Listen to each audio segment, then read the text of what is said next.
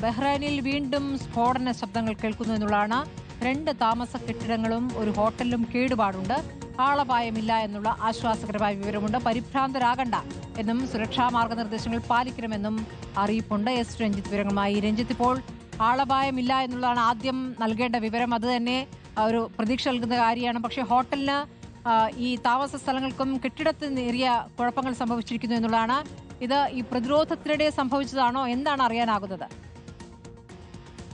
അത് സംബന്ധിച്ച വിശദാംശങ്ങൾ ഇതുവരെ പുറത്തുവിട്ടിട്ടില്ല. ഇപ്പോൾ ബഹ്റിനിൽ നിന്ന് ഔദ്യോഗികമായി അവർ സ്ഥിരീകരിക്കുന്ന വിവരങ്ങൾ അനുസരിച്ച് ബഹ്റിനെ ലക്ഷ്യമാക്കി വീണ്ടും ഇറാന്റെ ആക്രമണം നടക്കുന്നു എന്നാണ്.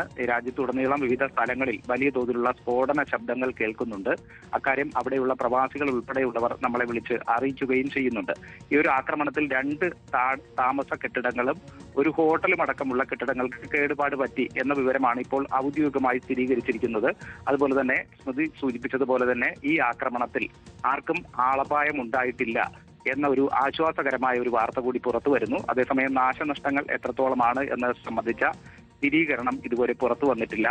വ്യോമ പ്രതിരോധവും രക്ഷാപ്രവർത്തനങ്ങളും ഇപ്പോഴും തുടരുന്നു എന്നാണ് അറിയുന്നത്.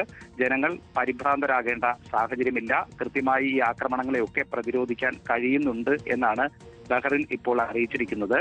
ഈ ആക്രമണം ഉണ്ടായ അല്ലെങ്കിൽ നാശനഷ്ടങ്ങൾ ഉണ്ടായ കെട്ടിടങ്ങൾ എന്ന് പറയുന്നത് ഒന്ന് ഫൊണ്ടാന ഇൻഫിനിറ്റി, മറ്റൊന്ന് ഫുജൈറയിലെ നസ്മ എന്നീ കെട്ടിടങ്ങൾക്കാണ് കേടുപാട് ഉണ്ടാക്കിയത്. ഇക്കാര്യം ഔദ്യോഗികമായി തന്നെ ഇപ്പോൾ ബഹ്റിൻ അറിയിക്കുകയും ചെയ്യുകയാണ്. ശരി രഞ്ജിത്ത്, ഏതായാലും ഹോട്ടലിന് കേടുപാടുകൾ എന്നേ ഉള്ളൂ. ആർക്കും പരിക്കുകളോ പ്രശ്നങ്ങളോ ഇല്ല എന്നാണ് ബഹ്റൈനിൽ നിന്നുള്ള ഏറ്റവും പുതിയ വിവരമാണ് ഇപ്പോൾ എസ് രഞ്ജിത്ത് നൽകിയത്.